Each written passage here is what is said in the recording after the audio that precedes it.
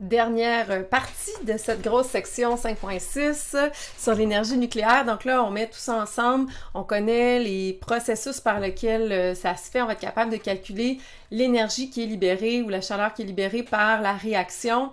Donc, quand on parle de désintégration radioactive, c'est vraiment quelque chose qui est spontané. Donc, on s'attend à ce qu'on aille vers un état plus stable. Hein? Les systèmes dans la nature s'en vont pas spontanément vers des niveaux d'énergie potentiels plus élevés, ils s'en vont spontanément vers des niveaux d'énergie potentielle plus bas. Donc, on s'en va vers un noyau plus stable, ce qui veut dire qu'on s'en va vers un noyau où les constituants, finalement, sont encore mieux liés ensemble, donc possèdent un niveau d'énergie encore plus faible puis une masse encore plus faible que quand ils étaient moins liés dans le noyau de départ, finalement.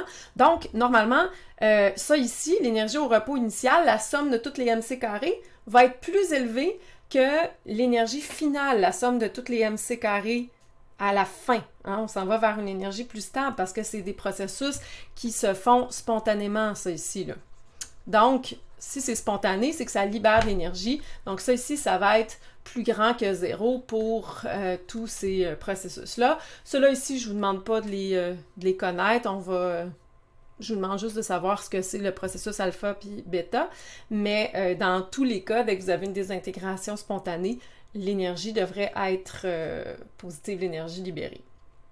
Et comme on disait à la fin de l'autre vidéo, ben, il existe aussi toutes sortes d'autres réactions nucléaires qui pourraient aussi libérer l'énergie, mais aussi en absorber. Là. Mais il faut évidemment qu'il y ait un agent qui provoque cette réaction-là, une collision entre deux noyaux ou entre quelque chose d'autre et un noyau.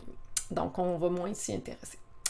Alors, allons voir un exemple concret et on va finir par ça. Donc, si je vous demande de calculer l'énergie de désintégration de la désintégration bêta- du phosphore 32, P, je pense que c'est phosphore, oui. La première étape, c'est de savoir ça va être quoi l'équation de cette réaction-là. Donc, toujours commencer par écrire l'équation de réaction. Ensuite, aller chercher les données que vous avez besoin. Donc, généralement, dans le tableau périodique que vous avez à l'annexe G6 à la fin du manuel, dans les dernières pages. Et donc, ici, ça va être quoi la réaction bêta- du phosphore 32? Donc, si on part avec le phosphore 32, là, vous allez dans un tableau périodique et vous découvrez que le numéro atomique, c'est 15. OK? Si ça se transforme en quelque chose, plus on se souvient qu'une désintégration bêta-, c'est que c'est un électron qui est libéré, donc plus un anti-neutrino, mais ça, c'est pas vraiment important. Donc, qu'est-ce qu'il va y avoir ici? Donc, premièrement, c'est quoi les deux règles? Le nombre de masses doit être conservé et la charge doit être conservée. Donc, pour conserver le nombre de masses, l'électron ne rentre pas dans le nombre de masses, hein, c'est juste les nucléons. Donc, lui, sa masse est beaucoup, beaucoup plus faible que les nucléons. Donc, le nombre de nucléons doit être conservé. Fait que si j'en ai 32 ici, je dois nécessairement en avoir 32 là. Et pour que la charge soit conservée, donc ici, j'ai 15 plus, je dois avoir 15 plus à droite. Sauf que là, je vais avoir un moins. Fait que pour compenser pour ce 1 moins-là, ça va me prendre un 16e plus pour que le total de toute la charge fasse encore 15 plus. Donc ici, ça va me prendre 16 protons. Et là, vous allez dans votre tableau périodique et vous découvrez, ah ben tiens, le symbole qui va là, c'est S, mais c'est pas important pour faire mon calcul. L'important, c'est de savoir combien de protons, combien de neutrons.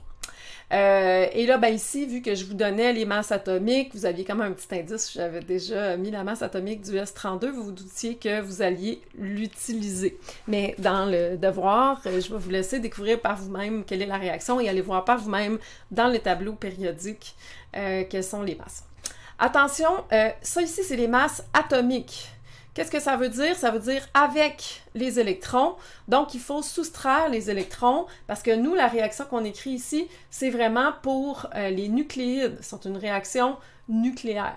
Okay? Donc, c'est les noyaux. Quand on parle ici du soufre 32, on parle du noyau de soufre 32. C'est vraiment le noyau de phosphore qui s'est désintégré dans ces choses-là. Le nuage électronique qui était autour du phosphore, lui, il est resté là. Il était à l'extérieur de cette équation-là. Évidemment, le nouvel électron qui va être libéré va aller rejoindre ses amis dans le nuage électronique, là. Mais pour la réaction elle-même qu'on écrit, c'est vraiment qu'est-ce qui se passe dans le milieu avec les noyaux. Donc, il faut aller calculer la masse des noyaux de phosphore 32 et de soufre 32.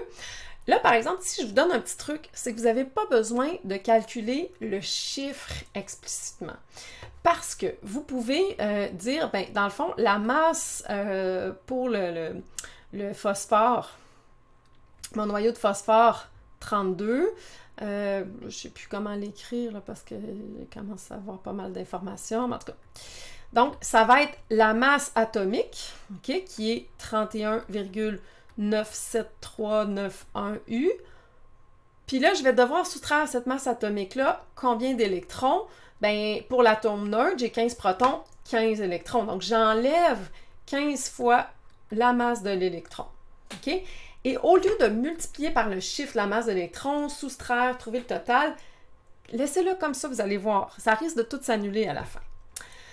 Parce que là, vous avez ça du côté gauche, mais du côté droit, qu'est-ce que vous allez avoir? Vous allez avoir la masse du soufre 32, qui est 31,97207 U. Et à ça, vous devez soustraire, ici, c'est 16 électrons. Donc, vous allez soustraire 16 fois la masse de l'électron. Mais du côté droit, qu'est-ce que vous allez avoir? Donc, quand vous allez faire la somme de toutes les masses à gauche, puis la somme de toutes les masses à droite, ça ici, ça va être la somme de vos masses à gauche. Puis la somme de vos masses à droite, bien, vous allez avoir aussi plus la masse de l'électron qui est là, qui est tout simplement ME. Hein? Donc, quand vous allez additionner tout ça, qu'est-ce que ça va vous faire? Bien, vous allez avoir moins 16 ME plus ME. Mais ça, mis ensemble, c'est la même chose, finalement, que moins 15 ME. Donc, le total à gauche, ça va faire 31,97207 U moins 15 ME. Ça, c'est le total pour toutes les masses des produits à droite. Souvenez-vous, le neutrino, on ne le compte pas dans le calcul. Compte pour rien. Donc, vous allez avoir ça à gauche et ça à droite. Fait que là, je manque d'espace. Donc, c'est ça, je t'allais réécrire un petit peu plus clairement. La somme des masses après, bien ça va être la masse du noyau du soufre plus la masse de l'électron qui est là. Il faut vraiment mettre la masse de tous les constituants. Il y a juste le neutrino qui a une masse négligeable, donc on l'oublie. Et moins 15 ME plus ME, ben ça fait moins 16 ME plus ME, ça fait moins 15 ME. Donc, si on fait ensuite, pour trouver la chaleur dégagée par la réaction, la somme des masses initiales moins la somme des masses finales, puis là, tout ça va être multiplié par C carré, ben on va avoir 31,97391 U moins 15 ME moins tout ce que j'ai ici, là. Donc, moins 31,97207 U, puis moins 15 ME, ça fait plus 15 ME. OK? Et donc, quand on va, si on l'écrit comme ça, bien, on se sauve du calcul parce que finalement, le moins 15 ME s'annule avec le plus 15 ME. Si on l'avait laissé au long, bien, ça aurait fait moins 15 ME plus 16 ME moins ME. Hein? Souvenez-vous que là, il y a un moins devant tout ça. Et donc, si on calcule l'énergie dégagée, bien, la somme des masses, finalement, je l'ai en unité de masse atomique. Si vous faites la soustraction, ça vous donne 0,00184 unités de masse atomique fois C carré. Et là, on voudrait convertir des U fois des C carré, c'est rien, là. Fait que soit on convertit en kilogrammes, on développe le C en mètres par seconde, on met ça au carré, puis là, on va l'avoir en joules, parce qu'on va être dans les unités ici. Ou le plus simple, c'est vraiment de prendre le U, puis de le changer en MEV par C carré. Donc, à ce moment-là, on n'a pas à sortir explicitement que vaut le C, puis à remplacer par un chiffre. Donc, le U, c'est 931,5 MeV par C carré. Et donc, fois C carré, les symboles C carré s'annulent tout simplement et vous avez des MeV. Vous avez juste à multiplier les deux chiffres que vous avez mis là pour obtenir 1,71 MeV d'énergie dégagée. Comme c'est un chiffre positif, eh bien, l'énergie finale est bel et bien plus basse que l'énergie initiale. Donc, il y a de l'énergie qui a pu être libérée pour produire la chaleur, pour faire autre chose finalement. Et c'est une réaction qui est spontanée puisque ça va à un niveau d'énergie plus faible. Donc voilà, c'était l'exemple pour 2.6 et ça fait le tour de cette grosse section.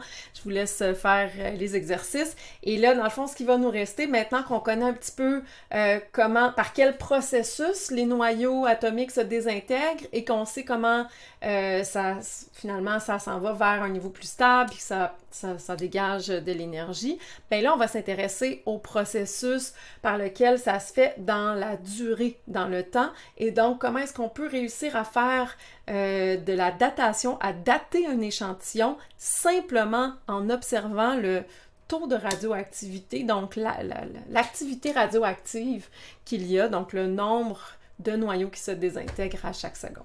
Ça, c'est 5.7.